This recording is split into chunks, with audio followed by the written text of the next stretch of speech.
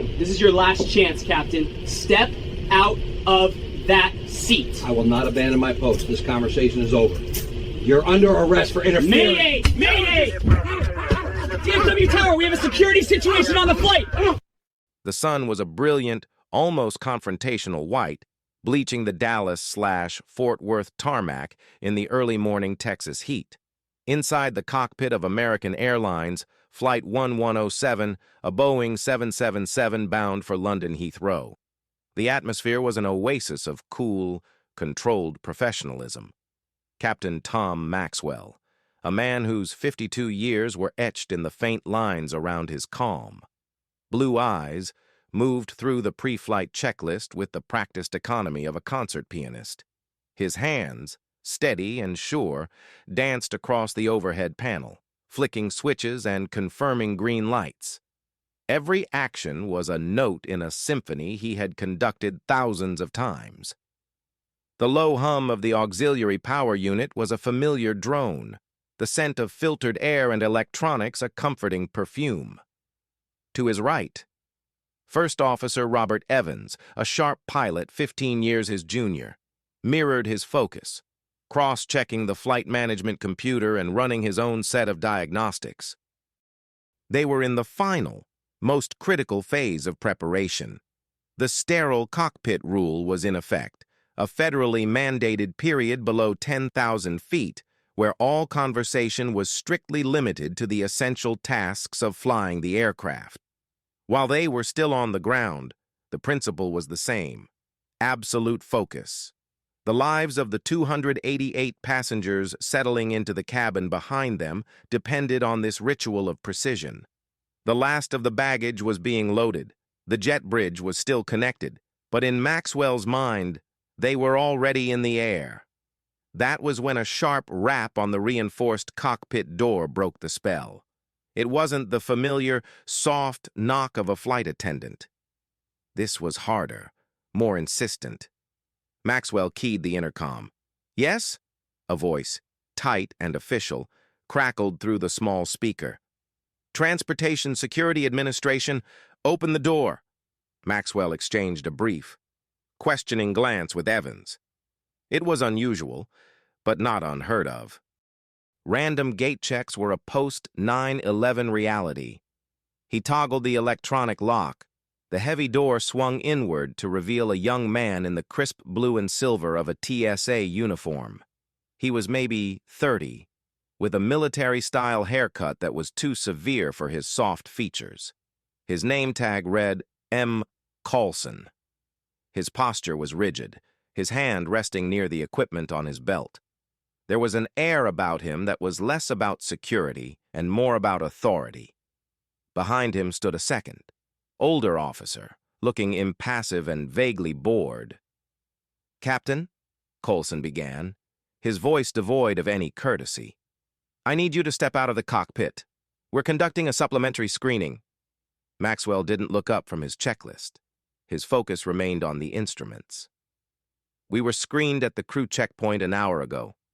Agent, we're in the middle of our pre-flight protocol." "I'm aware of that," Coulson said, his tone sharpening. "This is an additional, random screening. I need you to come with me." Now, this was more than unusual. It was wrong. Federal aviation regulations were crystal clear. Once the flight crew had assumed control of the aircraft, they were not to be interfered with except in cases of credible, specific threats. Removing a captain from the flight deck during the final stages of departure was a serious breach of protocol that could jeopardize the safety of the entire operation. It was an action that required justification far beyond the word random. Maxwell finally lifted his gaze, his eyes meeting Coulson's. His voice remained level, a calm counterpoint to the agent's abrasive energy. "Agent Coulson, we are 10 minutes from pushback. The sterile cockpit rule is in effect. Unless you have a specific, articulable reason to believe there is a threat in this cockpit, a reason you can state for the record, I cannot comply. My duty is to the safety of this aircraft." He gave a slight nod toward his first officer. and my co-pilot remains on the flight deck at all times. It's the law. Coulson's jaw tightened. A flicker of something, annoyance, perhaps offense, passed through his eyes. He seemed to take the citation of federal law not as a statement of fact, but as a personal challenge. The older agent behind him shifted his weight, a silent sign of growing unease. "Sir," Coulson said, the single word dripping with condescending formality, "your compliance is not optional. My authority here supersedes your pre-flight checklist. Step out of the cockpit or you'll be obstructing a federal security screening." The threat was explicit. It hung in the cool, controlled air of the cockpit, a foreign and volatile element. Maxwell felt a slow, cold knot form in his stomach. This wasn't about security. He had seen real security threats during his time in the Air Force. He knew the look of professionals assessing a genuine danger. This was different. This was about ego. He looked past Coulson to the passengers visible through the open door, finding their seats, stowing their bags, oblivious to the quiet drama unfolding at the front of the plane. He was their guardian. He was the final authority on this aircraft, the one person singularly responsible for their lives, and he would not abandon his post for a power trip. "I will not," Maxwell stated, his voice quiet but absolute. "Record my refusal. Note the time. We are scheduled for departure. Now, if you'll excuse us, we have a plane to fly." He turned his head back toward the instrument panel, a clear, unequivocal dismissal. It was a calculated move, an assertion of command he had every legal right to make. He expected the agent to protest, perhaps call a supervisor. He never imagined what would happen next. To understand why Captain Tom Maxwell did not move, one had to understand the man who occupied the left seat of that Boeing 777. He wasn't just an airline pilot, he was a product of a lifetime of discipline, training, and command, long before he ever wore the 4 gold stripes of a commercial captain. He wore the silver oak leaves of a lieutenant colonel in the United States Air Force. He had flown C-17 Globemasters into active combat zones in Iraq and Afghanistan, landing on unlit, makeshift runways with the threat of enemy fire a constant companion. He had been responsible for the lives of soldiers and the delivery of critical supplies under conditions that would make a civilian air traffic controller's blood run cold. He had earned a Distinguished Flying Cross for a mission over Kandahar, where he'd successfully landed a crippled aircraft with a failed engine and a hydraulic leak, saving his crew and a multi-million-dollar plane through sheer force of will and skill. He understood risk. He knew the difference between a genuine threat and bureaucratic posturing. His entire career had been built on a foundation of rules, regulations, and protocols, not as suggestions, but as the sacred texts that kept people alive at 35,000 feet. When he transitioned to commercial aviation after 22 years of military service, he brought that same unwavering commitment with him. He quickly rose through the ranks at American Airlines, valued for his calm demeanor, his encyclopedic knowledge of flight systems, and his unflappable leadership. He was what pilots called a by-the-book captain. He never cut corners. He never bent a rule. He believed that the federal aviation regulations were written in the blood of those who had come before. Lessons learned from past tragedies that must be honored without question. The sterile cockpit rule. Federal Aviation Regulation 121.542 wasn't just a guideline to him. It was a commandment. He had seen firsthand how a single moment of distraction during a critical phase of flight could lead to a catastrophic chain of events. A missed call from air traffic control, a misconfigured flight computer, a forgotten checklist item. These were the small seeds from which disasters grew. Demanding he leave his post minutes before departure for a random check he had already passed was not just an inconvenience. It was a direct threat to the operational integrity of the flight. His mind worked with the cool logic of a pilot. He assessed the situation as he would an in-flight emergency. What was the threat? An overzealous TSA agent. What were the risks of compliance? Abandoning command during a critical procedure, potentially introducing an error into the pre-flight setup, and setting a dangerous precedent that any low-level security agent could override a captain's federally mandated authority. What were the risks of non-compliance? A confrontation, a delay. But the aircraft and its passengers would remain under his secure command. The choice was clear. The safety of the flight was paramount. He wasn't being difficult. He wasn't being arrogant. He was being a captain. He was doing the job he was paid and trusted to do. He knew the protocols for this exact situation. If a security agent had a legitimate, specific concern, a credible threat passed down from intelligence, for example, there were established procedures. The agent would state the nature of the threat. A ground security coordinator would be summoned, and the airline's operations center would be involved. The captain would be informed, not ordered. It would be a coordinated response, not a unilateral command from a junior agent on a power trip. None of that was happening here. First Officer Evans watched the scene unfold, his own training screaming that what Agent Coulson was demanding was fundamentally wrong. He trusted Maxwell implicitly. He had flown with him for 3 years and knew him to be the most professional pilot at the airline. Maxwell's refusal wasn't insubordination. It was the correct and lawful response. "Agent," Maxwell said, his voice still betraying no hint of anger, only a firm resolve.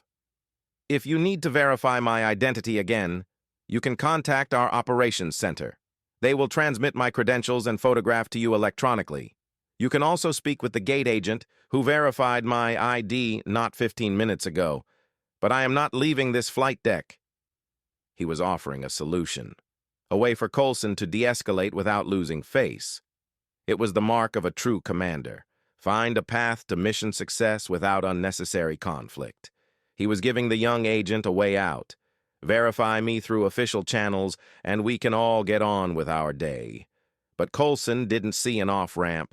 He saw a roadblock. He saw a man in a pilot's uniform questioning his authority, and in his mind, that was an offense that could not stand. The quiet confidence of a man like Tom Maxwell, a man who had earned his authority through decades of service and life-or-death decisions, was something Mark Coulson could neither understand nor tolerate. He saw it only as defiance, and defiance had to be broken. Mark Coulson was 32 years old, and he felt like he was going nowhere. He had joined the Transportation Security Administration 7 years ago, shortly after washing out of the police academy in a nearby suburb.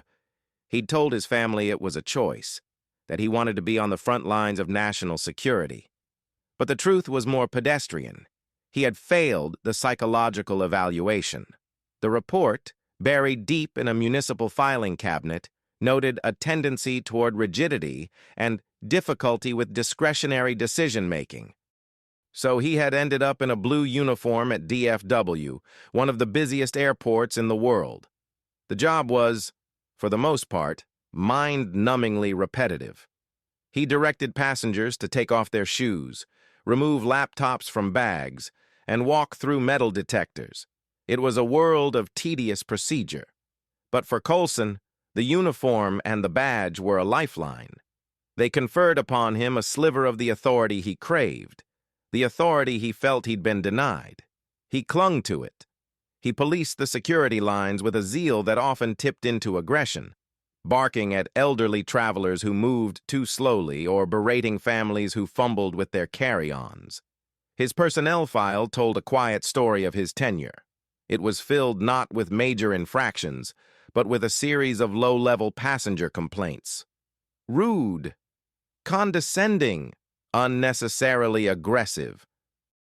Each complaint was investigated by a supervisor, followed by a conversation where Coulson would robotically promise to improve customer service interactions. He would be polite for a week, and then the old habits would return. He wasn't a bad agent in the sense of being corrupt or lazy. He was worse.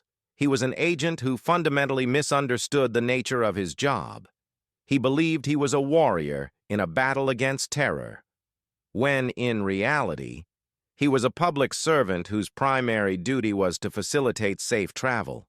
He saw every passenger not as a customer to be served, but as a potential threat to be neutralized. Pilots, in particular, were a source of deep-seated resentment for him. He saw them striding through the airport with their wheeled bags and confident air, bypassing the long security lines with a nod, treated with a deference he felt he deserved but never received. In his eyes, they were arrogant, a privileged class who thought the rules didn't apply to them.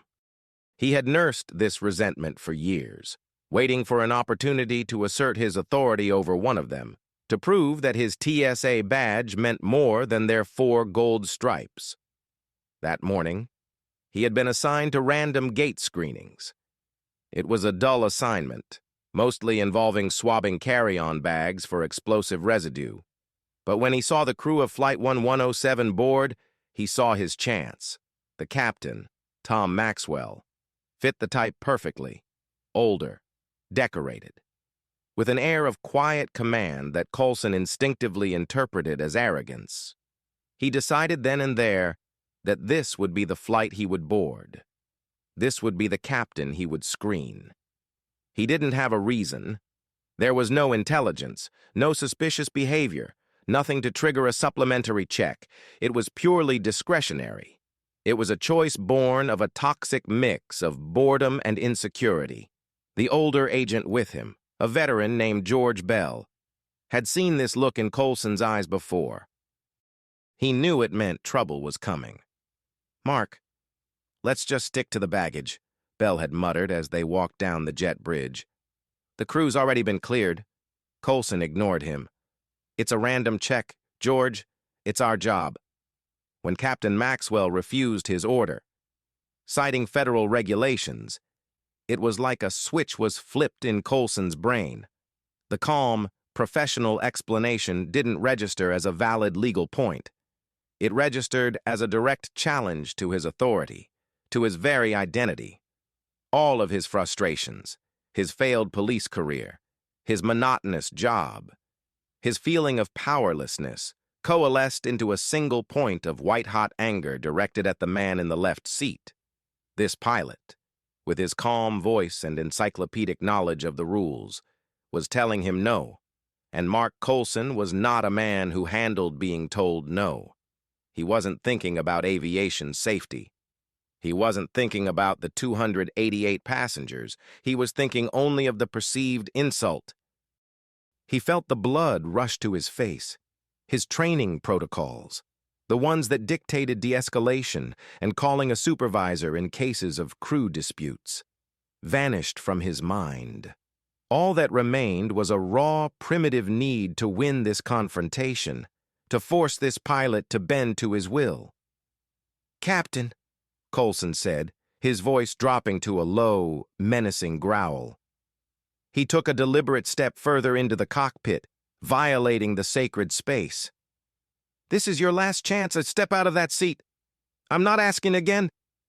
First Officer Evans tensed, his hand instinctively moving toward the radio to call for a ground security coordinator.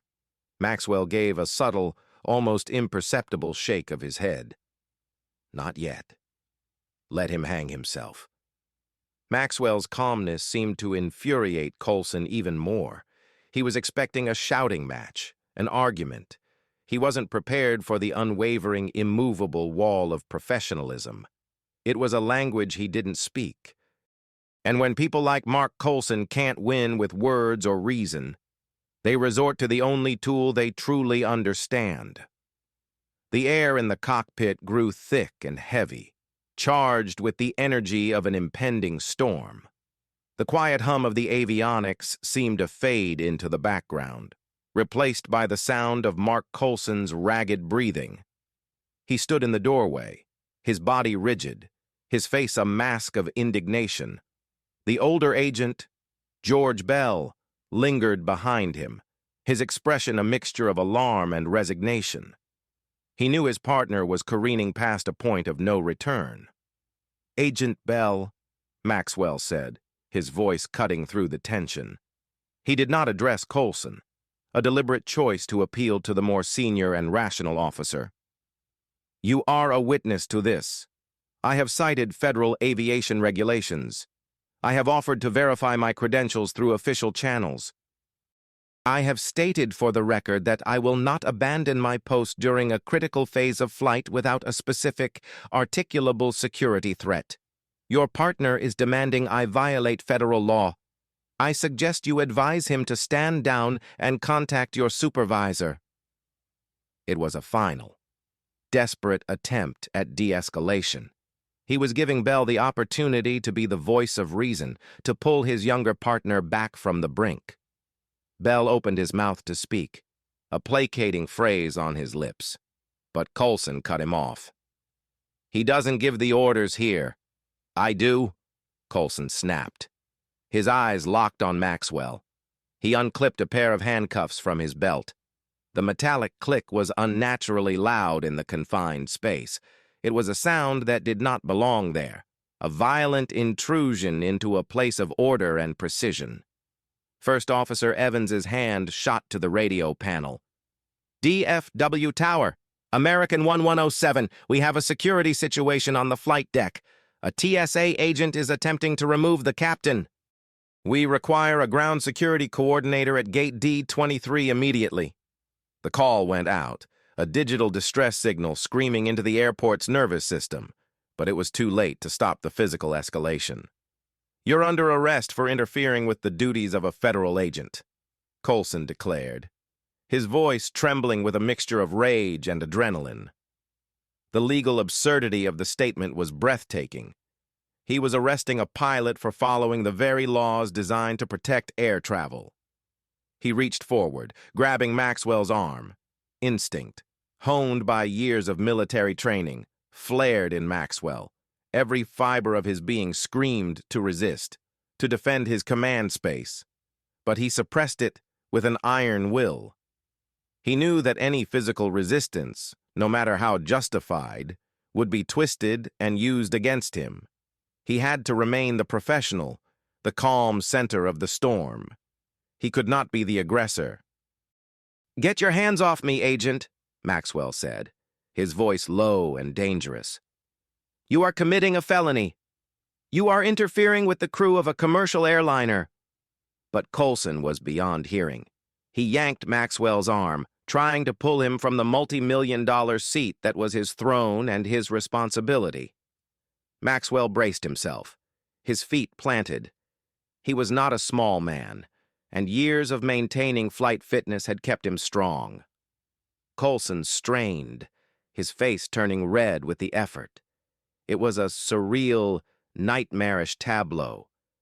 A federal agent, sworn to protect transportation, was physically assaulting the captain of a 777 in his own cockpit, minutes before an international flight, while the co-pilot frantically called for help and a second agent stood by, frozen in indecision. "Mark, stop!" Bell finally shouted, grabbing his partner's shoulder. "This is wrong! Call a supervisor!" Coulson shook him off, his eyes wild. "He's obstructing! He's resisting!" He reached for Maxwell again, this time with more force. He pulled Maxwell's epaulette, the fabric of his pilot shirt straining. The meticulously organized world of the flight deck was thrown into chaos. A checklist binder slid off its mount, scattering pages across the floor. Maxwell knew he had a choice. He could continue to physically resist and risk the situation escalating into a full-blown brawl in a space filled with sensitive equipment. Or he could submit to the unlawful arrest, trusting that the system, however flawed, would ultimately exonerate him. His mind, trained to always choose the option that posed the least risk to the aircraft, made the calculation in a split second. The greater danger was a physical altercation in the cockpit. He relaxed his body, allowing Coulson's momentum to pull him forward.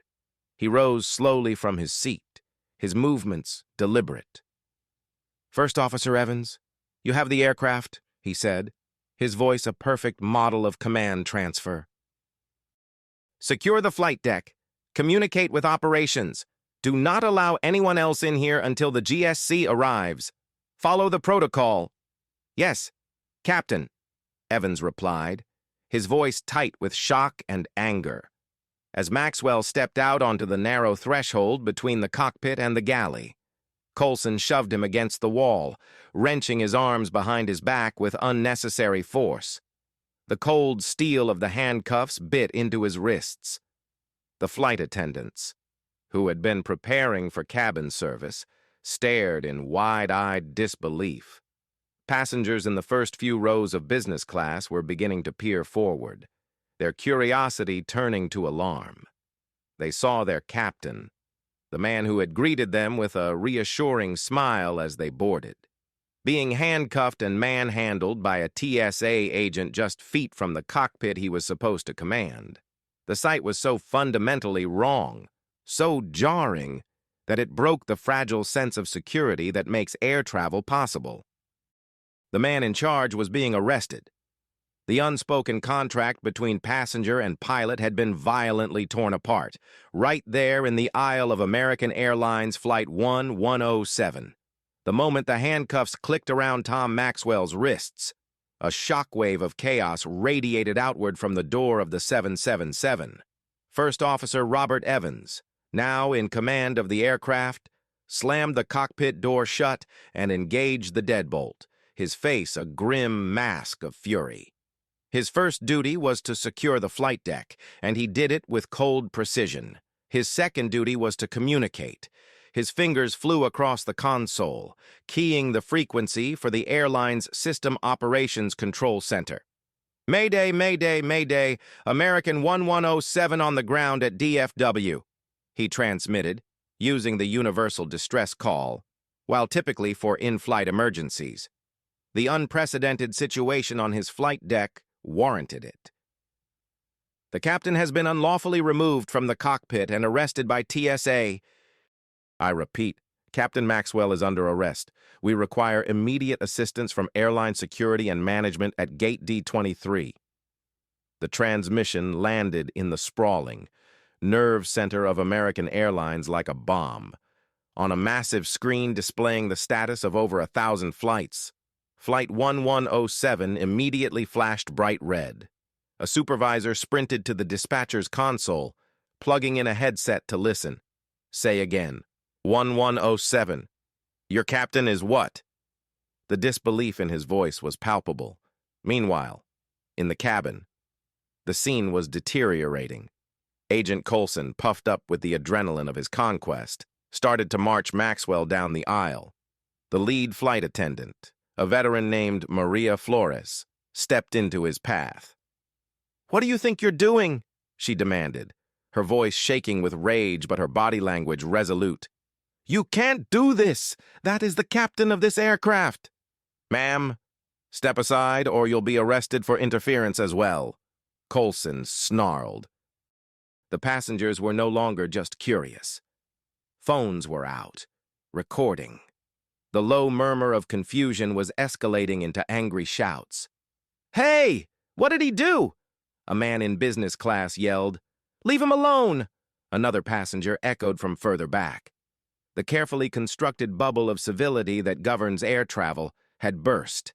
They were witnessing the decapitation of their flight's command structure. And it was terrifying.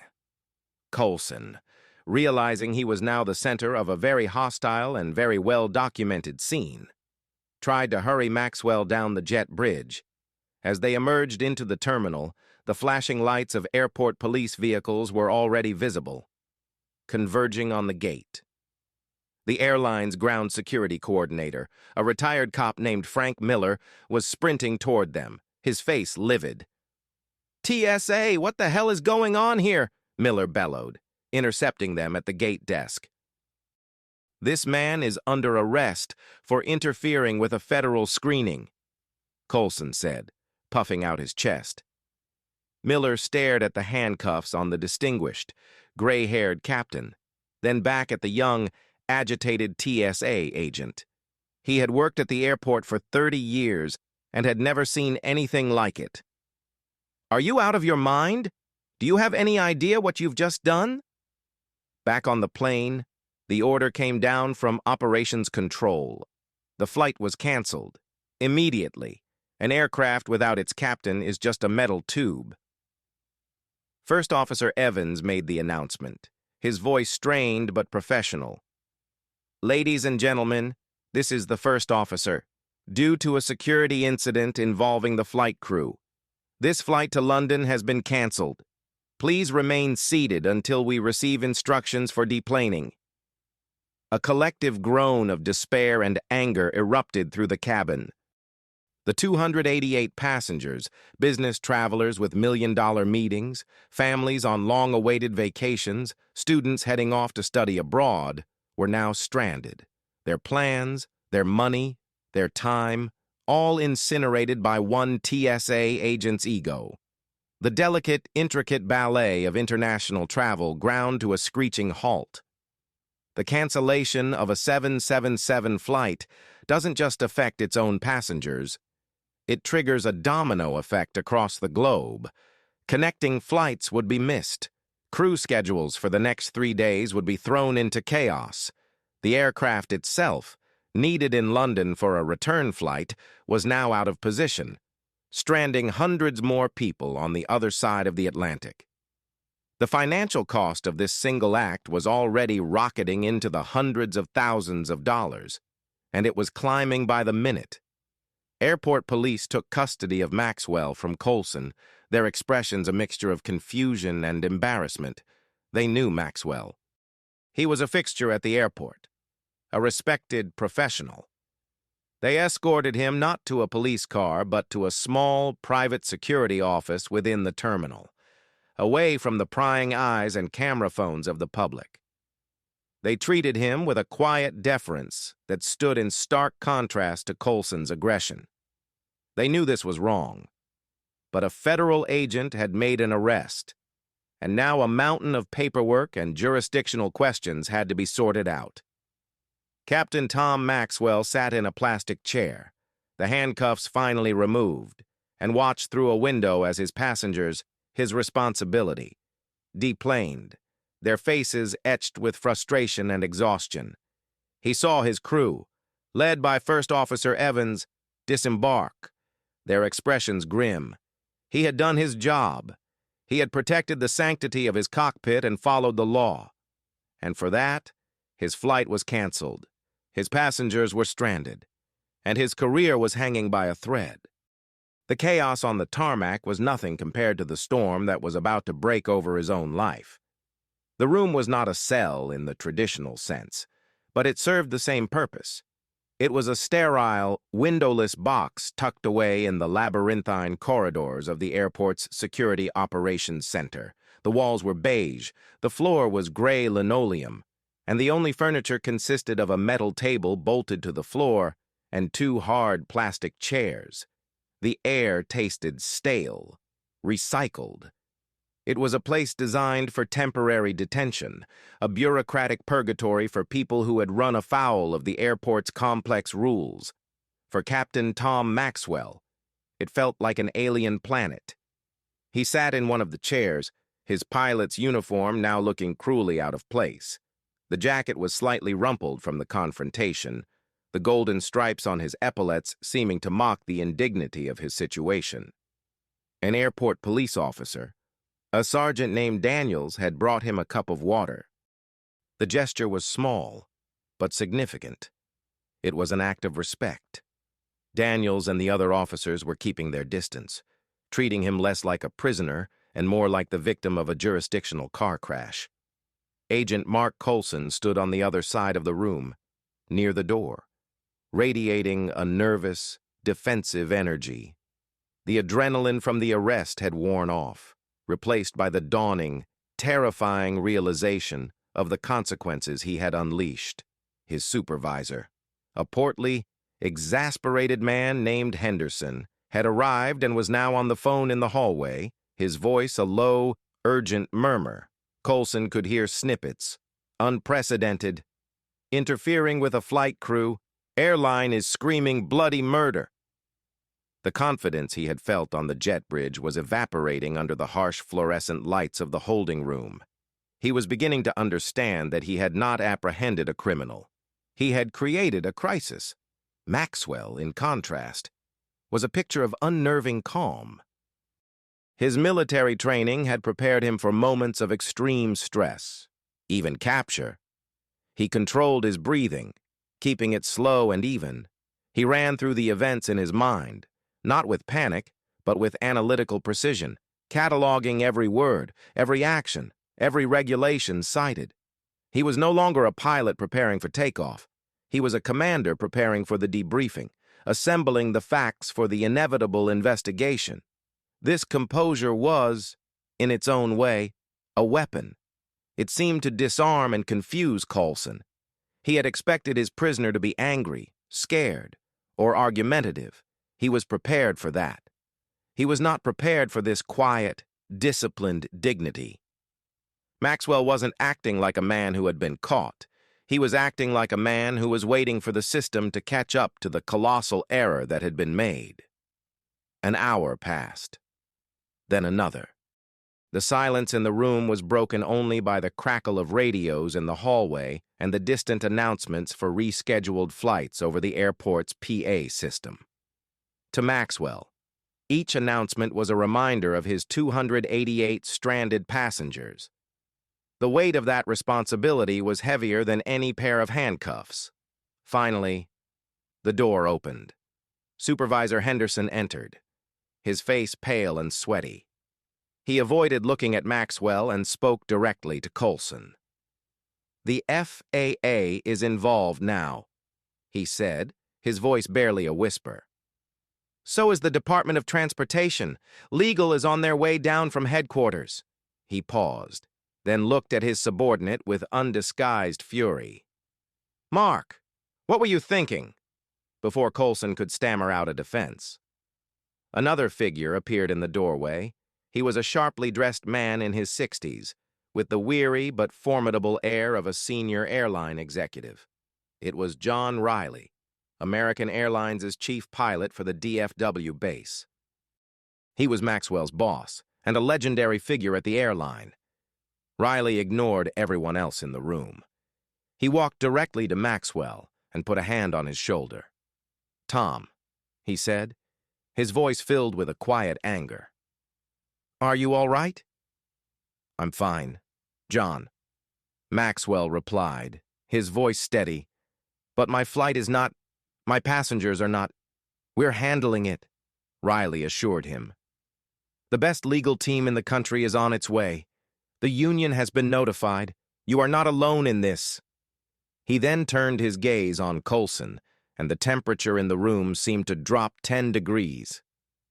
"As for you," he said, his voice like ice, "you've just committed an act of gross negligence that has endangered the national aviation system.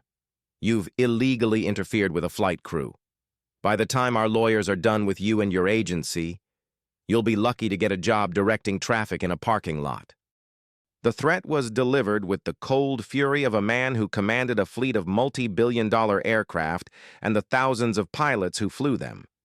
Mark Coulson visibly shrank. The badge on his chest seemed to offer no protection from the storm he had summoned. He was no longer a figure of authority. He was just a young man in a uniform who had made a catastrophic mistake, and the vast, powerful machinery of the aviation industry was beginning to grind its gears, preparing to roll right over him. Just as Chief Pilot John Riley finished speaking, a new figure appeared, sweeping into the sterile holding room with an aura of purpose that immediately commanded attention. She was a woman in her late 40s, dressed in a perfectly tailored charcoal gray suit, her dark hair pulled back in a severe but elegant bun. She carried a leather briefcase that looked like it had been through and won many battles. This was Elizabeth Reed, and she was the legal equivalent of a tactical nuclear weapon. Reed was the lead litigator for the Allied Pilots Association, the union representing all American Airlines pilots. She was a former federal prosecutor who had spent a decade taking down organized crime syndicates before moving into aviation law. She was legendarily sharp, famously relentless, and possessed a knowledge of federal aviation regulations so profound that she could likely recite them in her sleep. When a pilot was involved in a major incident, from a mechanical failure to a hijacking, Elizabeth Reed was the person the union sent in. Her arrival signaled that the situation had escalated to the highest possible level. She strode past the TSA supervisor and the airport police as if they were pieces of furniture, her eyes fixed on Tom Maxwell.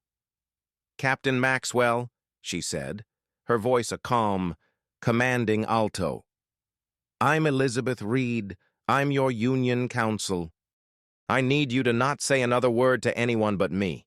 Is that understood?" "Understood," Maxwell replied, a wave of relief washing over him for the first time that day. The cavalry had arrived. Reed placed her briefcase on the metal table with a solid thud. She turned to TSA Supervisor Henderson. "What is your name?" "Robert Henderson." "Mr. Henderson, under what authority are you detaining my client?" she asked, her tone polite but laced with steel. "Your client was arrested by Agent Coulson for interfering with a security screening," Henderson began, but Reed cut him off. "Don't tell me what your agent says happened. I am asking you under what specific federal statute you are holding a certified on-duty airline captain who was in the process of conducting a pre-flight checklist in a sterile cockpit." She opened her briefcase and pulled out a notepad and a pen. "I will need the specific statute number for my records." Henderson blinked. He was a mid-level manager, used to dealing with passenger complaints and scheduling issues. He was not prepared for a legal interrogation from a powerhouse like Elizabeth Reed. He looked helplessly at Coulson, who remained silent, his face ashen. "There is no such statute," Reed continued, answering her own question, "because what your agent did was not only a violation of TSA's own protocols. It was a felony under 49 U.S. Code Section 46,504, which makes it illegal to interfere with, assault, or intimidate a flight crew member in the performance of their duties.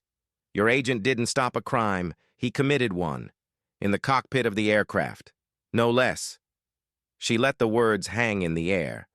The airport police officers exchanged uneasy glances. They knew she was right. Reed then turned her attention to Sergeant Daniels of the airport police. "Sergeant, is my client under arrest by your department?" "No, ma'am," Daniels said quickly. "We are just holding him at the request of the TSA pending clarification." "Then there is no clarification needed," Reed stated. "The TSA has no legal authority to make an arrest or detain a citizen in this facility. They are a screening agency. Your department has no charges. Therefore, my client is free to go." She looked at Maxwell. "Captain, stand up. We're leaving." Maxwell rose from his chair. Henderson sputtered. "Wait, you can't just—" "I can and I am," Reed said, turning to face him fully. "If you attempt to stop us, I will have you and your agent charged with unlawful imprisonment. Your agency has just grounded a multi-million-dollar aircraft, disrupted the travel of hundreds of people, and illegally detained a flight captain. I would strongly advise you not to make your legal position any worse than it already is." She held his gaze for a long moment, and Henderson wilted. He knew he was utterly outmatched. He gave a slight, defeated nod. As Maxwell and Reed, flanked by Chief Pilot John Riley, walked out of the holding room, they passed Mark Coulson. He was leaning against the wall, looking small and lost.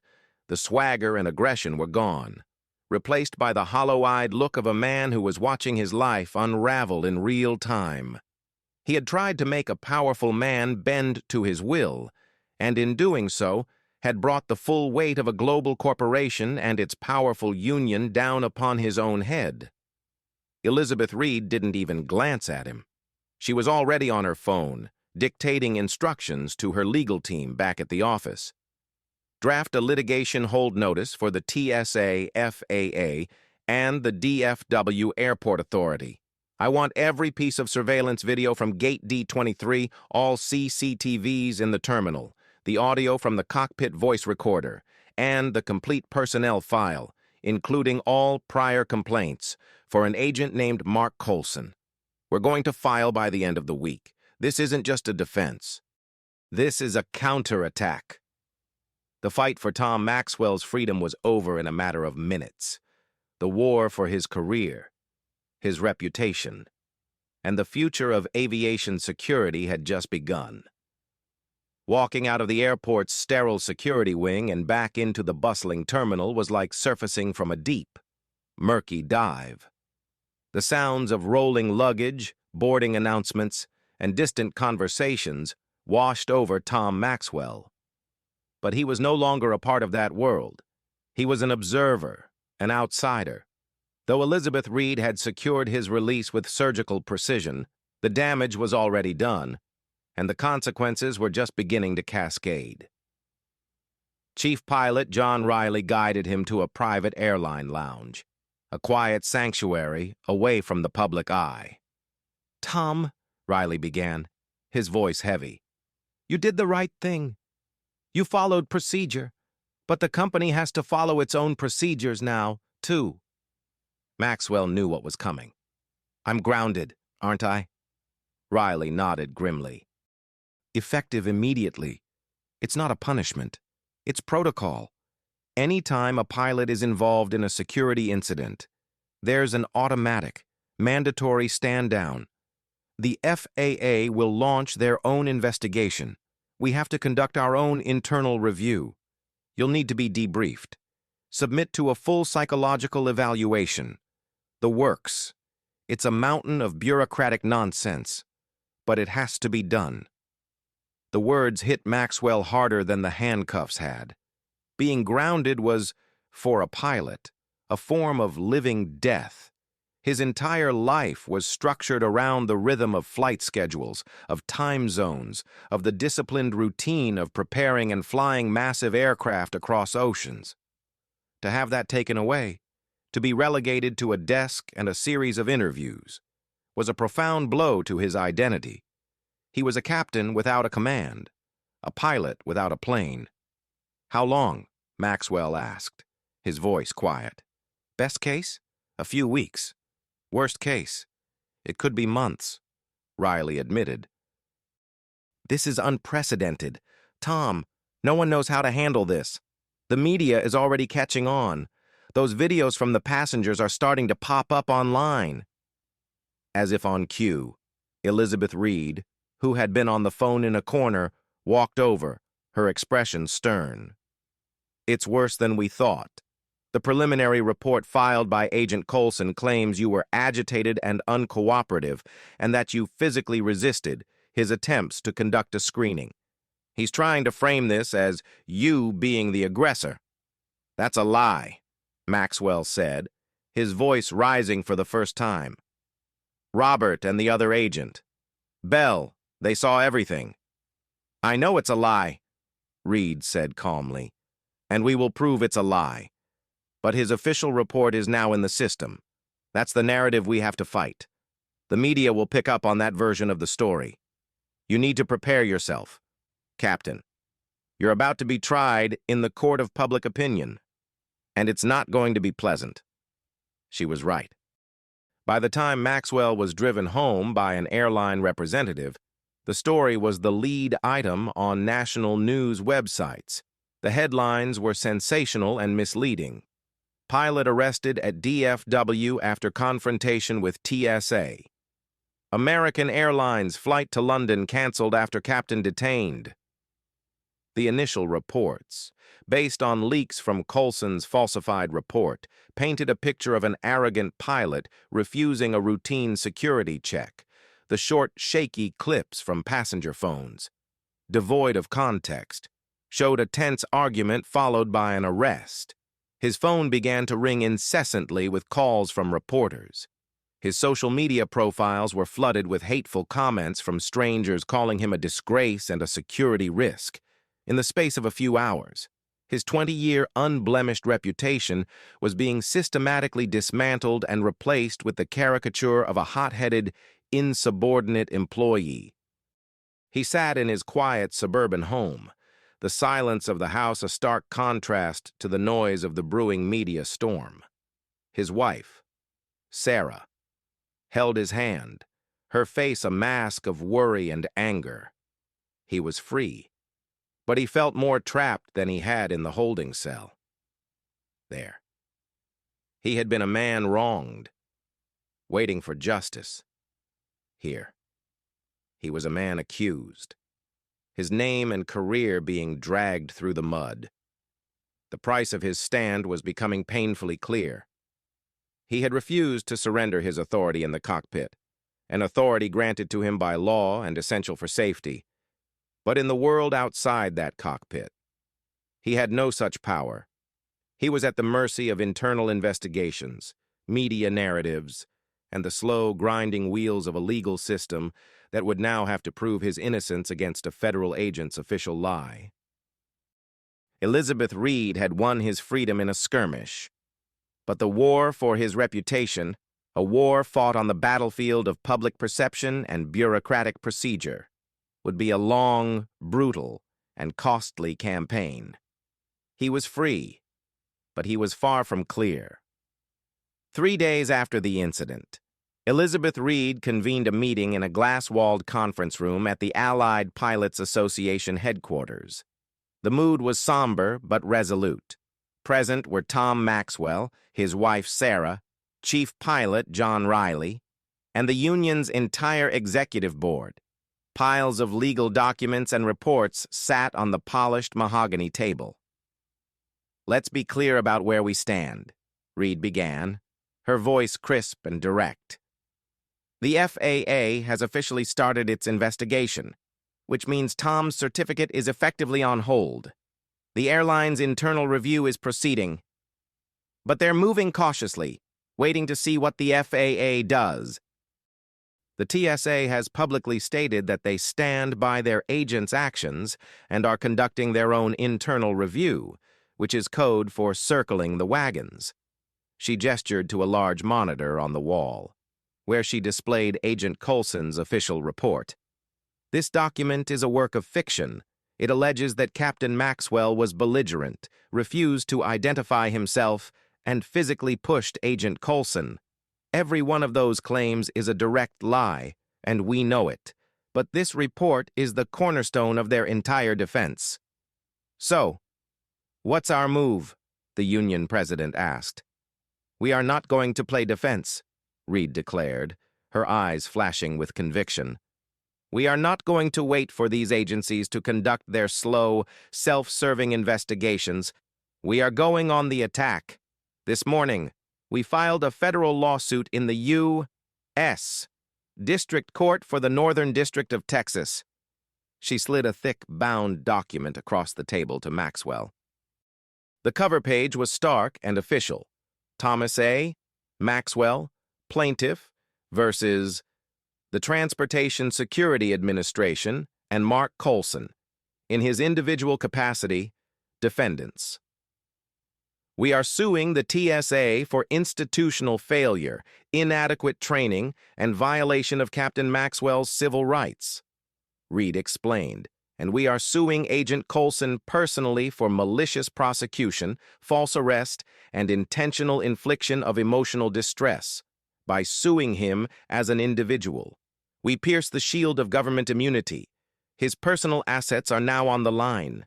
He will have to answer for his actions as a citizen, not just as a federal employee." "What are we asking for?" Riley asked, looking at the document. $14.3 million, Reed said, without a flicker of emotion. The number hung in the air, stunning the room into silence. "This is not about getting rich. This is about making a statement. We have broken it down for the court. $5 million for loss of income and future career earnings, assuming the worst-case scenario where his flight status is never fully restored. $5 million for damages to his professional reputation, $3 million in punitive damages against the TSA for their reckless disregard for aviation safety protocols, and $1.3 million in punitive damages against Agent Coulson to ensure he never financially recovers from this abuse of power, she continued. The money is a tool. It's the only language a government bureaucracy truly understands. A small settlement will be written off as a nuisance. A figure this large forces systemic change. It gets the attention of Congress. It forces them to re-examine their policies from the ground up. Our goal here is not just to clear Tom's name. It's to ensure that no pilot, no flight crew, ever has to endure this again. Maxwell looked down at the lawsuit, his name printed in bold letters. It felt surreal. He was a pilot, a man of action and precision, not a legal symbol, but he understood Reed's strategy. This was no longer just about him. His arrest was a symptom of a deeper problem. A security agency that had, in some corners, become so consumed with the performance of authority that it had lost sight of its actual mission. The filing of the suit triggers the discovery process, Reed went on, her voice taking on the sharp edge of a prosecutor laying out her case. That means we get access to everything. We will subpoena the airport's high-definition surveillance videos, which I am confident will show Coulson's aggression and Tom's professionalism. We will get the audio from the cockpit voice recorder, which will have captured every word of their exchange. And, most importantly, we will get Agent Coulson's complete personnel file. I will bet my entire career that it's filled with prior complaints of a similar nature. We will depose him under oath. We will depose his partner, George Bell, who I suspect will be a very reluctant witness for the TSA. We will build a mountain of evidence so high and so damning that they will have no choice but to surrender. The lawsuit was a declaration of war. It transformed Tom Maxwell from a victim into a plaintiff, a passive subject of investigations into an active agent of accountability. It was a bold, aggressive move designed to seize control of the narrative and force the government to defend an action that was, at its core, indefensible. The battle for his career had officially begun, not in a hearing room or a corporate office, but in federal court, where the truth, however inconvenient, had a fighting chance to come to light. The legal discovery process is often a slow, tedious grind of paperwork and procedural motions. But in the case of Maxwell versus TSA, it was an archaeological dig that unearthed a treasure trove of damning evidence. Elizabeth Reed and her team of lawyers unleashed a barrage of subpoenas and requests for production that the government's attorneys were legally obligated to answer. The first and most critical pieces of evidence to arrive were the videos. The DFW Airport Authority turned over hours of footage from multiple high-definition cameras covering Gate D23, the jet bridge, and the surrounding terminal. Reed and Maxwell watched it for the first time in a darkened screening room. The quality was crystal clear, a silent, unblinking record of the truth. The footage showed Agent Coulson and his partner, George Bell, walking down the jet bridge. It captured Coulson's rigid, confrontational posture and Bell's visible reluctance. It showed them entering the aircraft. Then, for several minutes, there was only the empty jet bridge. The real drama was happening just out of frame. But then the video showed Coulson dragging a handcuffed Maxwell out of the aircraft. There was no ambiguity. The video clearly showed Maxwell was not fighting, not resisting. He was walking with a rigid calm, his body language completely non-aggressive, while Coulson manhandled him with unnecessary force. The passenger videos, which had been blurry and chaotic, were now corroborated by indisputable, high-quality evidence that directly contradicted Coulson's report. Next came the audio from the cockpit voice recorder. The CVR's primary purpose is to aid in accident investigations, but its microphone had captured every word spoken on the flight deck that morning. Reed's team isolated the relevant 2 minutes. The audio was pristine.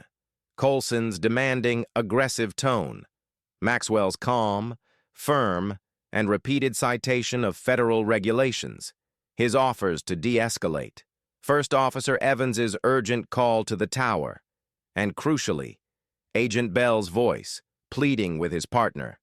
"Mark, stop, this is wrong. Call a supervisor." It was a perfect, audible record of the event, and it was devastating for the TSA's case. Colson hadn't just ignored the pilot, he had ignored his own partner's warning. But perhaps the most damning discovery was a simple manila folder from a TSA records office, Agent Mark Colson's personnel file. Elizabeth Reed had been right. It was a quiet history of abuse. Over his 7 years of service, there were 14 passenger complaints logged against him. The words repeated themselves. Arrogant, hostile, power trip. Seemed to enjoy making people uncomfortable. There were 3 separate complaints from flight crew members, 2 pilots and a flight attendant, alleging he had been unnecessarily obstructive during security screenings, though none had escalated to the level of an arrest. The file also contained his semi-annual performance reviews. His ratings on procedural knowledge were adequate, but his scores on interpersonal communication and discretion and judgment were consistently in the lowest possible percentile. One supervisor had written a prophetic comment just 6 months before the incident with Maxwell. Agent Colson displays a rigid, black-and-white view of his authority and struggles to de-escalate conflict. He has a tendency to personalize professional disagreements, recommend remedial training in conflict resolution. The training was recommended, but the file showed it had never been scheduled. The TSA had identified that Colson was a ticking time bomb, but they had failed to defuse him. For Elizabeth Reed, this file was the key. It transformed the case from being about one agent's bad day into a case about systemic failure. The TSA knew they had a problem employee, an agent with a clear pattern of aggressive behavior and poor judgment, and they had done nothing about it. They had kept him in a public-facing, high-stress position where his flaws were not just a liability, but a danger. They were culpable not just for what Colson did, but for their failure to prevent it. The final pieces of the puzzle were the depositions of witnesses. Maria Flores, the lead flight attendant, gave a powerful, emotional account of Colson's aggression and Maxwell's professionalism. First Officer Robert Evans calmly and methodically walked through the pre-flight procedures and the legal reasons for Maxwell's refusal to leave the cockpit. The evidence was no longer a mountain, it was an avalanche, poised to bury the TSA's defense.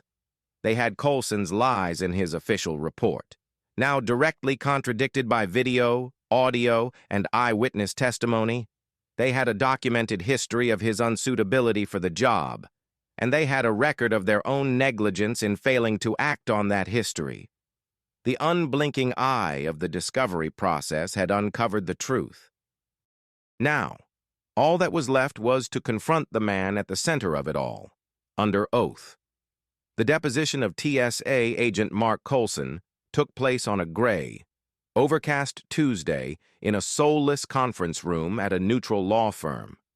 Depositions are not trials. There is no judge or jury, but they are a critical, often decisive, part of any lawsuit. Witnesses are placed under oath, and their testimony is recorded by a court stenographer, locking them into a version of events they cannot later change in court. For Elizabeth Reed, this was not just a fact-finding mission. It was the main event. Colson arrived with a government lawyer, a weary-looking man from the Department of Homeland Security named Peterson. Colson himself looked diminished, dressed in an ill-fitting suit instead of his uniform, stripped of his badge and the authority it conveyed. He seemed younger and far less intimidating. He was nervous, constantly fidgeting with his tie and avoiding eye contact. Elizabeth Reed began calmly, almost gently. She had him state his name, his date of employment, his training history. She was lulling him into a false sense of security, building a foundation of simple, undeniable facts. Then, she moved to the day of the incident.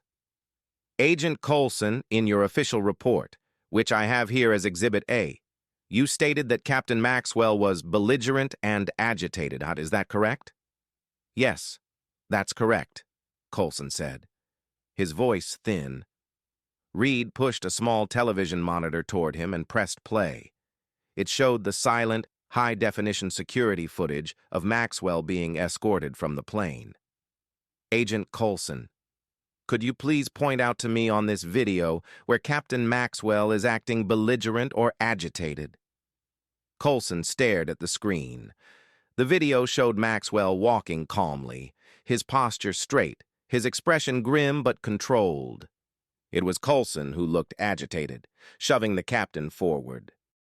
Well, the video doesn't have sound, Coulson stammered. His tone was very aggressive. His tone, Reed repeated, as if savoring the word. She then signaled to an aide, who played the audio from the cockpit voice recorder. Maxwell's calm, measured voice filled the room, citing regulations. Then Coulson's voice, sharp and demanding. Then Maxwell's again, offering solutions. Agent Coulson, Reed said, after the audio finished. The man you described as belligerent is the one calmly citing federal law. The man you describe in your report as professional, yourself, is the one heard shouting. Can you explain that discrepancy? The government lawyer, Peterson, interjected. Objection, argumentative. Noted for the record, Reed said smoothly, never taking her eyes off Coulson. Please answer the question. Mr. Coulson. Coulson paled. I was assessing the situation. My training dictated that I needed to take control. What part of your training dictates that you should arrest a pilot for correctly citing Federal Aviation Regulation 121.542, the sterile cockpit rule? Reed pressed. I'm not familiar with this specific number. The admission sucked the air out of the room. It was a catastrophic error. Reed pounced. You're not familiar with it? You are a TSA agent charged with security at an airport, and you are not familiar with one of the most fundamental safety regulations governing flight crews during critical phases of flight? A rule specifically designed to prevent the kind of distraction and interference you caused? We're trained in our own procedures, Coulson mumbled, a bead of sweat tracing a path down his temple. And are your procedures, Mr. Coulson, authorized to supersede federal law? Objection, Peterson said, more forcefully this time. He's not a legal expert. I am asking him about his understanding of his authority. Reed shot back. Let's move on. In your report, you state that Captain Maxwell refused to provide identification. Is that an accurate summary of your report? Yes, Coulson said, seizing on what he thought was solid ground. But the CVR audio we just heard captures Captain Maxwell offering to have his identity verified through the airline's operations center or by the gate agent. Is that not a form of providing identification? He refused to show me his physical ID because he was in the middle of his pre-flight checklist, correct? As he told you multiple times? Reed continued, her questioning becoming a rapid-fire assault. Did you observe him flying the aircraft erratically? Did you have any intelligence that he was a threat? Did you have any reason? Any reason at all? Other than his refusal to immediately obey your specific order? To believe he was a security risk? He was uncooperative, Coulson repeated, the phrase becoming his desperate, failing mantra. Did you know, Mr.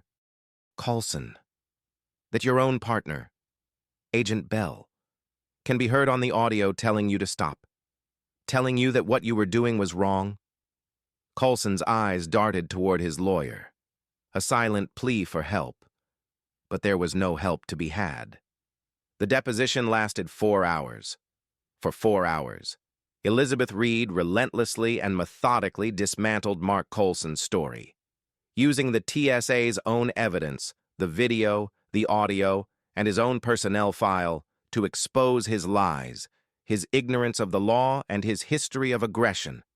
By the end, Colson was a broken man, slumped in his chair, reduced to one-word answers and, "I don't recall." The government lawyer, Peterson, knew the case was lost. He had just watched his star witness self-destruct under oath. The showdown in the deposition room had not been a fair fight. It had been a public execution of a lie.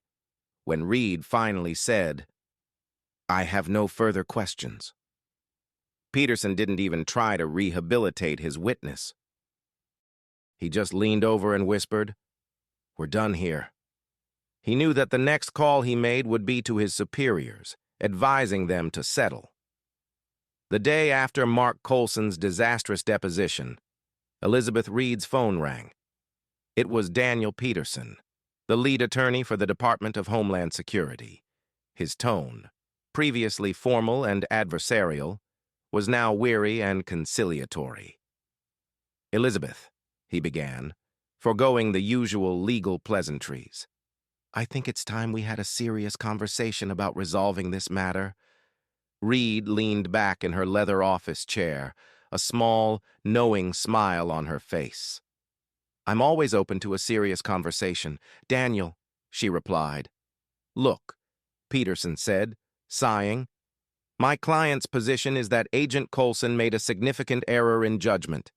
We are prepared to make an offer to compensate Captain Maxwell for the disruption this has caused." This was the moment Reed had been waiting for. The government was blinking first. The evidence was so overwhelming that they knew going to trial would be an unmitigated disaster for the TSA. A jury would see the videos, hear the audio, and see the decorated Air Force veteran in the plaintiff's chair. It wouldn't just be a loss, it would be a public humiliation. "I'm listening," Reed said. "We are prepared to offer a settlement of $500,000, Peterson said, "in return for a full dismissal of all claims against the TSA and Agent Colson, and a standard non-disclosure agreement." Reed almost laughed. It was a classic lowball offer, a number thrown out to test the waters. It was a significant amount of money to an ordinary person. But in the context of the lawsuit, it was nuisance value. It was an attempt to make the problem go away quietly. "Daniel," Reed said, her voice turning cold, "let me be blunt. We are not interested in nuisance value. Your agent committed a felony. Your agency was negligent in its training and supervision.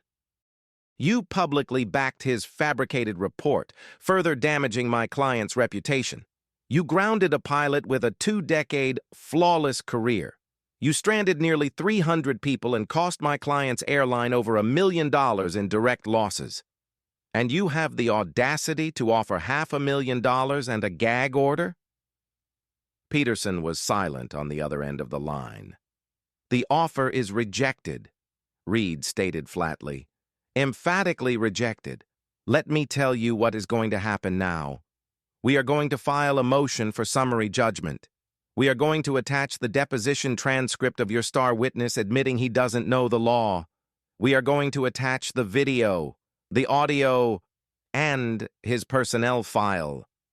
And we are going to request that the judge rule in our favor without the need for a trial, because there are no material facts in dispute. The only question left is the amount of damages. And I assure you, a jury will be far more generous than I am." She let him absorb the threat. A summary judgment would be a complete and total victory for Maxwell, a public judicial condemnation of the TSA's actions. "What do you want, Elizabeth?" Peterson asked, his voice strained. "We want the full amount of the lawsuit, $14.3 million, she replied. "But more than that. We want non-monetary concessions. We want a public letter of apology from the administrator of the TSA to Captain Maxwell. We want Agent Colson terminated. and we want to guarantee that he will never again work in any federal, state, or local law enforcement or security capacity. And most importantly, we want a commitment from the TSA and the FAA to work with the pilots' union to create new, explicit, and legally binding protocols for security interactions with flight crews on the flight deck. We want this to never, ever happen again. It was an audacious set of demands. She wasn't just asking for money. She was demanding policy changes, a public apology, and the end of a man's career. She was negotiating for systemic reform. "That's impossible," Peterson said weakly. "The government doesn't issue public apologies. We can't dictate hiring practices for every security agency in the country." "Then I guess we'll see you in court," Reed said, her voice pleasant. "I'm sure the cable news networks will be delighted to play the CVR audio on a loop." She was about to hang up when Peterson spoke again, his voice desperate. "Wait. Give me 48 hours. Let me take this to my superiors. No promises, but I will take the full package to them." "You have 24, Reed replied, and hung up the phone. She knew the government was cornered. The settlement offer was a sign of weakness, a desperate attempt to stanch the bleeding. But Tom Maxwell hadn't endured this public humiliation and career disruption for hush money. He had said from the beginning that this was about principle. It was about ensuring the pilot's ultimate authority. The authority that keeps the skies safe was never again threatened by a petty tyrant with a badge. The money was a symbol, but the policy changes were the real prize. Now, the government had 24 hours to decide whether to accept a controlled, negotiated surrender or face a total, unconditional, and very public defeat in court. The government's attorneys tried to negotiate. They came back with a counteroffer of $2 million and a vague promise to review existing policies. Elizabeth Reed rejected it without even consulting her client. They went up to $5 million, then $7 million. Each offer a desperate attempt to avoid the public reckoning of a courtroom. But Reed held firm. The policy changes and the public apology were non-negotiable. The Department of Homeland Security, hidebound by bureaucracy and unwilling to admit fault so publicly, refused. And so, as she had promised, Elizabeth Reed filed a motion for summary judgment. The motion landed on the desk of U.S. District Judge Sarah Jenkins, a no-nonsense jurist with a reputation for intellectual rigor and a low tolerance for government overreach. She reviewed the hundreds of pages of evidence, the undisputed video and audio, the damning personnel file, the contradictory official report, and the transcript of Mark Colson's deposition, where he effectively confessed to not knowing the laws he was supposed to be enforcing. The government's response to the motion was weak. Their lawyers tried to argue that there were still disputed facts about Captain Maxwell's tone and demeanor, and that Agent Colson was entitled to qualified immunity because he was performing his duties. Judge Jenkins scheduled a hearing. It wasn't a trial, just an oral argument in her courtroom. Tom Maxwell sat at the plaintiff's table with Elizabeth Reed, wearing a conservative suit, looking every bit the distinguished professional he was. On the other side, Daniel Peterson sat with a junior attorney, looking grim. Mark Colson was not present. Reed's argument was a masterclass in legal precision. She walked the judge through the evidence, piece by piece, building an irrefutable case. "Your Honor," she concluded, "this is not a case of disputed facts. It is a case of undisputed facts being ignored by a federal agency. The TSA's own evidence proves our case. Their agent was ignorant, aggressive, and acted unlawfully. Their agency was negligent in failing to train and supervise him. They have offered no credible defense because no credible defense exists." When Peterson stood to argue for the government, Judge Jenkins was openly skeptical. "Mr. Peterson," she interjected, peering over her glasses. Are you seriously trying to argue that a pilot's calm citation of the exact federal law governing his duties constitutes interference? Am I to believe that your agent's ignorance of that law is a valid defense? The safety of our entire national aviation system rests on the principle of the captain's ultimate authority. What your agent did strikes at the very heart of that principle. The hearing was over in less than an hour. Judge Jenkins announced she would take the matter under advisement and issue a written ruling. 2 weeks later, the ruling came down. It was a complete and total victory for Tom Maxwell. Judge Jenkins granted the motion for summary judgment, finding in Maxwell's favor on all counts. But she didn't stop there. Her written opinion was a scathing 50-page indictment of the TSA's conduct. She wrote, "The actions of Agent Coulson were not merely an error in judgment, they were a shocking and dangerous abuse of authority. To arrest a pilot in his cockpit during a critical phase of flight, for no reason other than a bruised ego, is an act of such profound recklessness that it defies belief."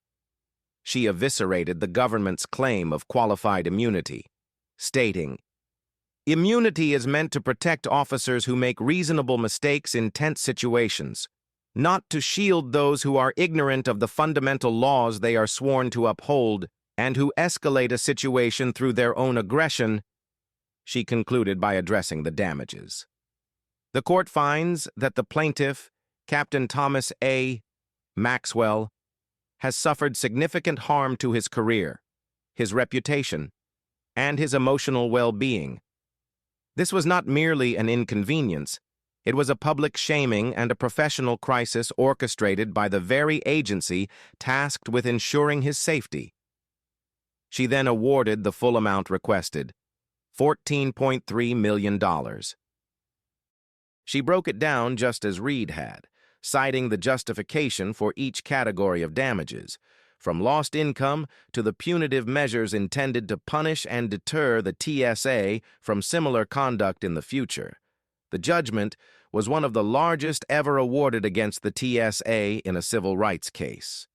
The news of the landmark judgment exploded across the media. It was an unambiguous legal vindication.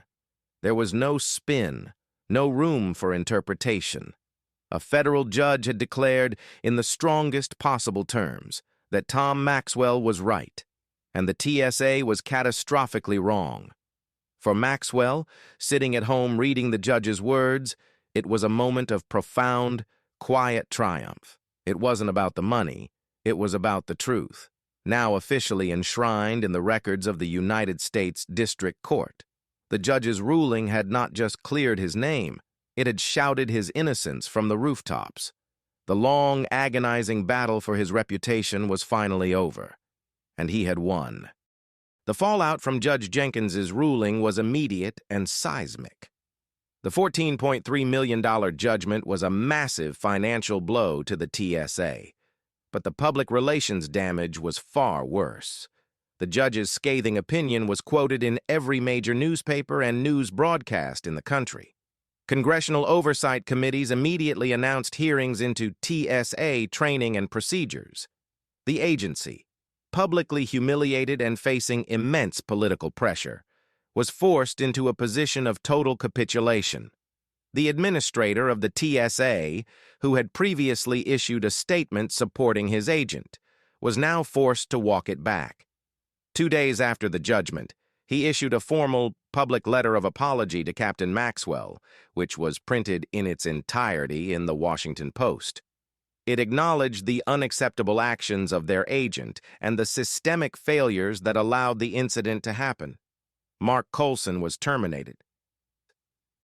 The official reason was failure to follow agency protocols and exercising poor judgment.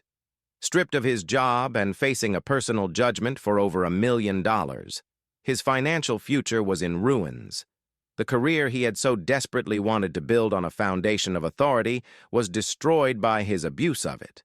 But the most significant and lasting consequence of the lawsuit went beyond apologies and terminations. Elizabeth Reed and the pilots' union used the immense leverage of their victory to force the policy changes they had demanded from the start. They sat down with senior officials from the TSA and the Federal Aviation Administration for a series of intense, high-level meetings. The goal was to create a new, ironclad protocol that would prevent a similar incident from ever happening again. For weeks, lawyers, pilots, and federal agents hammered out the details. They analyzed the events of Flight 1107 using the CVR audio and surveillance video as a case study in what not to do. They defined the precise circumstances under which a security agent could interact with a flight crew, the specific language they must use, and the mandatory de-escalation steps they must take if a pilot raises a legal or safety objection. The result was a new joint directive, co-signed by the heads of both the FAA and the TSA. It was officially titled TSA-FAA Joint Directive on Flight Deck Access and Crew Interaction Protocols, but to everyone in the aviation industry. It quickly became known as the Maxwell Rule. The Maxwell Rule was unambiguous. It explicitly affirmed the pilot in command's ultimate authority over the aircraft. It stated that no crew member could be removed from the flight deck during sterile cockpit conditions without the express approval of an airline ground security coordinator and the airline's system operations control. It mandated that any random or supplementary screening of a pilot who had already been cleared must be justified by specific articulable intelligence, not an agent's whim. Most importantly, it created a new mandatory training module for all TSA agents on the principles of the sterile cockpit and the legal authority of a flight captain. The creation of the Maxwell Rule was a sea change in aviation security. It drew a bright, uncrossable line in the sand. It sent a clear message throughout the ranks of the TSA. A pilot's cockpit is not a place to assert your authority. It is a place where a pilot's authority is absolute. The rule shifted the balance of power back to where it belonged, reaffirming that safety of flight, as determined by the trained professionals in the cockpit, superseded the procedural demands of security on the ground. Tom Maxwell was not directly involved in the negotiations, but his presence was felt in every clause and every sentence. The rule was his legacy. His unwilling stand on that sunny morning in Dallas had forced two massive federal bureaucracies to fundamentally rewrite their own rules. He had endured a public ordeal, but the result was a permanent, structural change that would protect thousands of his fellow pilots for decades to come. The victory was no longer just his. It belonged to every pilot who would ever again occupy the left seat. With the court judgment secured and the Maxwell Rule in place, the final pieces of Tom Maxwell's professional life began to fall back into place.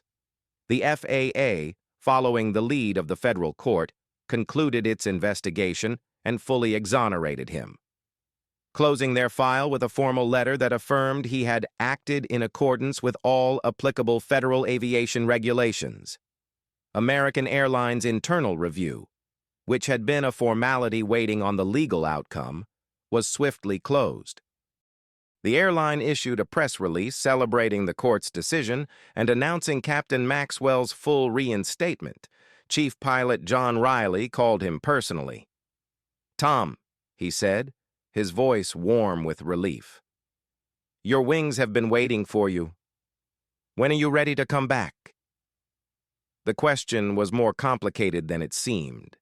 Maxwell had won, but the ordeal had taken a toll. He had been forced to endure months of uncertainty, public scorn, and the stress of a high-stakes legal battle. The sky, which had always been his sanctuary, was now tinged with the memory of the conflict. But the thought of never flying again, of ending his career on such a sour note, was unbearable. "I'm ready now," he told Riley. His return was carefully managed by the airline. He was required to go through a week of simulator training to regain his currency, a standard procedure for any pilot who had been out of the cockpit for an extended period. But it felt different this time. The instructors, fellow senior captains, treated him with a new level of reverence. They shook his hand firmly, their eyes conveying a deep, unspoken gratitude. He was no longer just Captain Maxwell. He was the man who had fought the TSA and won. His first flight back was a quiet one, a domestic trip to Chicago. The airline deliberately kept it low-key to avoid a media circus. As he walked through the DFW terminal in his full uniform for the first time in nearly a year, he felt a mix of anxiety and exhilaration. A few gate agents and airport workers recognized him and gave him quiet nods of support. It was a silent acknowledgement that he belonged here. When he reached the gate, his crew was waiting. It was a new first officer, a young man who looked at him with something approaching awe. The lead flight attendant was Maria Flores, the same woman who had stood up to Agent Coulson on his behalf. When she saw him, her professional composure broke for a moment, and she threw her arms around him in a tight hug. "Welcome back, Captain," she whispered. "We missed you." Stepping back into the cockpit of a Boeing 777 felt like coming home. The familiar scent, the precise layout of the instruments, the view of the tarmac stretching out before him, it settled over him like a warm blanket. As he and his first officer began the pre-flight checklist, the ritual felt more meaningful than ever before. It was a sacred rite that he had fought and sacrificed to protect. As they pushed back from the gate and taxied toward the runway, Maxwell felt the last vestiges of the long ordeal begin to melt away. The tower cleared them for takeoff. He advanced the throttles, and the two massive General Electric engines spooled up with a powerful, soul-stirring roar. The aircraft accelerated down the runway, faster and faster, until, with a gentle pull on the controls, he lifted the nose, and the 777 gracefully left the Earth behind. They climbed through the clouds into the brilliant, clean blue of the upper atmosphere. The world below, with its courtrooms and conflicts, shrank away. Up here, there were only the laws of physics and the rules of flight. It was a realm of order and beauty. He was back where he belonged. His first officer handled the radio communications, leaving Maxwell a moment of peace. He looked out the cockpit window at the endless expanse of the sky, a sky that now felt truly his again. It had been reclaimed, not just for him, but for every pilot who followed. He had been dragged from this seat, from this world, but he had fought his way back. And as the plane banked eastward toward Chicago, Captain Tom Maxwell knew, with a certainty that settled deep in his bones, that he was finally, truly, home. Years passed. The Maxwell rule became so ingrained in TSA and airline culture that new pilots and agents couldn't imagine a time before it existed. The training module featuring the de-identified CVR audio and security footage from Flight 1107 became a staple at the TSA Academy in Glencoe, Georgia. Instructors would use it as a powerful lesson in de-escalation, jurisdictional limits, and the critical importance of respecting the pilot in command's authority. The video of the calm, professional captain and the aggressive, ignorant agent became a defining what not to do for a generation of security officers. Tom Maxwell continued his career, flying international routes to Europe and Asia. He never sought the spotlight. He politely declined offers for books and television interviews. He was a pilot, not a pundit. His fame, within the tight-knit world of aviation, was something he wore with a quiet, reluctant grace. Younger pilots, meeting him for the first time, would often have a moment of recognition, their eyes widening slightly as they realized they were shaking hands with that Captain Maxwell. He would simply smile, nod, and turn the conversation back to the business of flying. But the incident never truly left him. It existed in the quiet moments on long-haul flights, high above the Atlantic in the dead of night, with the cockpit bathed in the soft glow of the instruments. He would look out at the sea of stars, and his mind would drift back to that morning on the tarmac. He would think about Mark Coulson. He never felt anger toward him. Not anymore. Instead, he felt a sort of professional pity. He saw a young man so consumed by a desperate need to feel powerful that he had abandoned reason, training, and the law. A man whose insecurity was so profound that he perceived a request for professionalism as a declaration of war. He was a cautionary tale, a walking example of what happened when a little bit of authority was given to someone with a great deal of personal weakness. Sometimes, Maxwell would run the what-if scenarios in his mind. What if he had just complied? What if he had stepped out of the cockpit, submitted to the pointless screening, and avoided the confrontation? The flight would have departed, maybe a few minutes late. His career would have continued, uninterrupted. His name would have remained unknown, but the underlying problem would have persisted. Coulson, or someone like him, would have felt emboldened. Their belief that they could override a captain's authority confirmed, and sooner or later, they would do it again, perhaps at an even more critical moment, with even more disastrous consequences. What if a pilot was distracted by a similar confrontation just before noticing a critical engine warning or a misconfigured flap setting? His refusal, he knew, wasn't just about his own dignity. It was a preventative measure, a stand that had to be taken to protect the integrity of the entire system. The legacy of his unwilling stand was not the money, which he had largely placed in a trust for his children and donated to aviation safety foundations. The true legacy was in the flights that took off without incident, in the pilots who never had to face the choice he faced. It was in the quiet confidence of a captain running a checklist, secure in the knowledge that their authority in that critical space was legally protected and universally understood. His one bad day had purchased thousands of good days for others. That was the real return on his investment of courage. His view from 30,000 feet was no longer just of the curvature of the earth. It was a view of a safer, more respectful, and more professional world that he had.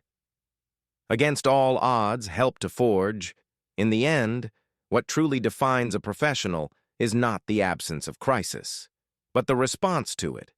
Captain Maxwell's story is a powerful reminder that true authority isn't derived from a badge or a uniform, but from competence, responsibility, and an unwavering commitment to principle. The confrontation in that cockpit was never a fair fight. It was a battle between earned command and demanded compliance, between the rule of law and the rule of ego. When we look at the psychology of a person like Mark Coulson, we don't necessarily see a villain, but a reflection of a deeper human frailty, the desperate need for validation. His actions likely stemmed from a place of profound insecurity, a belief that respect had to be taken by force because it would not be given freely. Had he been able to pause, to listen, to separate the professional requirement from the personal insult, the entire catastrophic chain of events could have been avoided. For Captain Maxwell, perhaps the only shield better than the law would have been an ally. If Agent Bell had intervened sooner, if a supervisor had been present from the start, the situation might have de-escalated. It teaches us that in moments of conflict, sometimes the most courageous act is that of the bystander who steps in and says, "This is not right." The core lesson is timeless. Integrity has a price, but its value is immeasurable. Standing up for what is right, especially when it is difficult, is the ultimate test of character. It's about choosing the hard right over the easy wrong, and understanding that the consequences of that choice can ripple outward, changing the world in ways we can never fully anticipate. We hope this story resonated with you. It's a testament to the quiet heroes who uphold their duties every day, far from the public eye. What did you find most compelling about Captain Maxwell's stand? Have you ever been in a situation where you had to challenge authority to do the right thing? Let us know your thoughts in the comments below. And please consider supporting our channel so we can continue to bring you these important stories.